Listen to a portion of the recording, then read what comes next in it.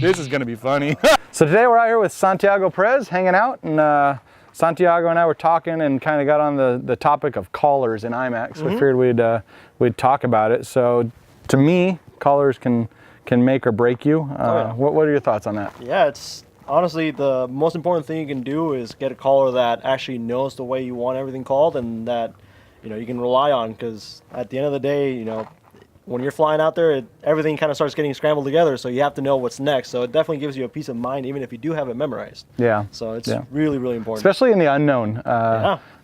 Sunday morning after already flying all day Saturday, sometimes I find, I need something said 2 or 3 times because I hear it and I know what a 204 is, but then all of a sudden my thumbs want to do something different for some reason. Exactly. Same with like how you have to exit, or negative or positive snap. There's so many variables. Like screaming, "Push, you idiot!" Yeah, trying to make sure they go the right way. So that leads to the question: have you ever had a collar blow around for you? It happens from time to time. Obviously it's not intentional, but of course not. The collar has almost just as much pressure as the pilot does. Yeah. So especially when you get to the higher classes, it's a lot going on. So the pressure on the collar is definitely there. Yeah, I remember a few years ago at the shootout, Jeff Sieber coming to me and saying, "Hey, can you call the unknown for me tomorrow?" I'm like, "Yeah, sure, no problem." As he walked away, I was like, "Crap, he flies Invitational. Yeah. I'm hosed." It is a lot. It's tough because for Invitational, by the end of the contest, you have 6 or 7 sequences that you kind of have to have memorized. So. For the pilot, it's a lot of work, and for the collar, it's a lot, even more pressure then, just because they know how many sequences the pilot has. And they know they can wreck it for the guy flying. So, you and I called for each other for years, and I think building the communication line, like learning what someone wants to hear. Like, I know you like to hear the overall maneuver, and then you like it to be broken down as you fly through it. Some people like you just to say, okay, next up is a teardrop with a snap up and a 204, and then shut up and get out of the way. Some people like to hear a little more. Some people like a little hint on corrections if there's something going on. So you guys getting into IMAC. I think the key here is this hobby. We all love airplanes, but it's really about people.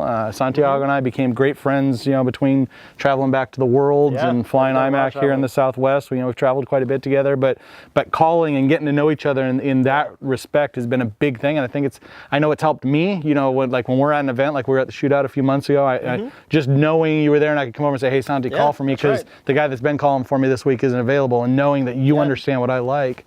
It's a big thing. So collars are definitely a very important part. So if you're just getting into IMAC and you're out at your local contest, talk to a few guys, find someone, and they're always willing. Obviously, we're always willing to help each other out. That's one of the cool things about the hobby. But kind of pair up with someone and get to know each other and call. It'll really help your flying. It gives you one less thing you got to worry about. Yeah, makes it a whole lot easier. So so that's our thoughts on collars in IMAC. So get on out there and have some fun, guys.